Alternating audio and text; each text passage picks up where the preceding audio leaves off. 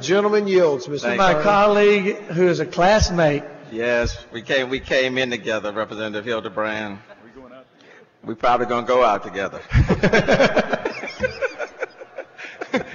I like that colorful instrument you have. You have simply, I've moved all the beads over. All of them are over. Now, and I'm doing a good job. You're doing an excellent job at spending money. No, returning the money to the people of Texas. Well, you keep saying returning. Sound like to me, with all due respect, that you're doing an excellent job for those who are going to receive the money, not necessarily for the people of the state of Texas, not for average mom and average dad. We've got some stuff for moms and dads in this bill now. I understand that you know, the cost of let me just focus. The cost of your amendment is $650 million. The amendment to the amendment gets rid of that original cost of the amendment. So the amendment to the amendment, when you put had we not done all the other amendments already, and had this amendment been the first amendment like we expected before we had some errors in the amendment, had to redraft it and put at the end, it would have raised the cost of the original bill coming to the floor from $396 to $415. I'm sorry.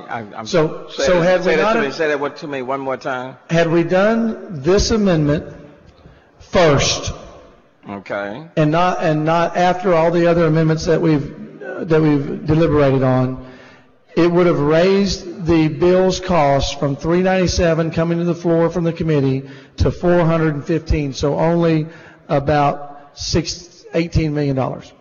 I'm not understanding your math. Well, based on the original pre-filed amendment, based on the bill as it came to the House floor, HB 500. Right, and that bill was $396 million, correct? The pre-filed amendment would have been the 649 figure you're talking about, but the amendment to the amendment that I'm going to put on is going to reduce that, and would have, if we'd have put it on first, would have been a difference. Well, it would be a difference from the original bill to the amendment. The amendment would make it about 18 million difference up.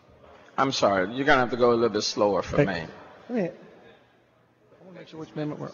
Are we on the pre-filed amendment? We're on the pre-filed amendment, so I've got an amendment that's going to change the cost of the pre-filed amendment. But I think you've got an amendment that comes up first.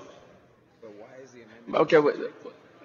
The amendments up to this point up in time, the amendments are costing about 600 and what's the number on my?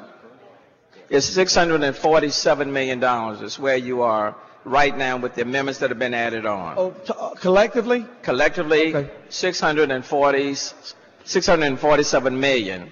Okay. Now you're indicating that this amendment that's been costed out by the comptroller at 650 million will not go on like that. It will not go on. I'm going to add an amendment after we debate your amendment.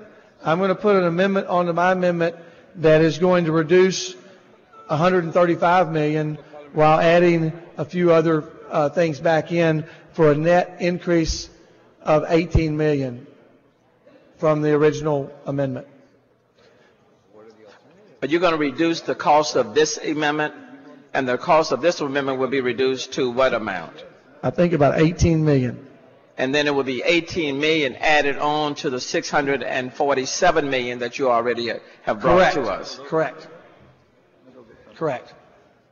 But it's a lot better than the 650 from your point of view, right? It's not what now? It's a lot better than the 650 we started with. I'm reducing the 649 to 18 with my amendment.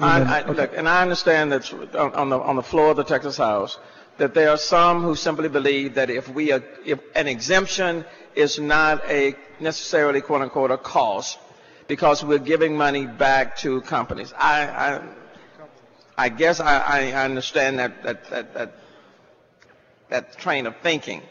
I give up. I know. You've got an amendment. I'll wait for your amendment to the amendment.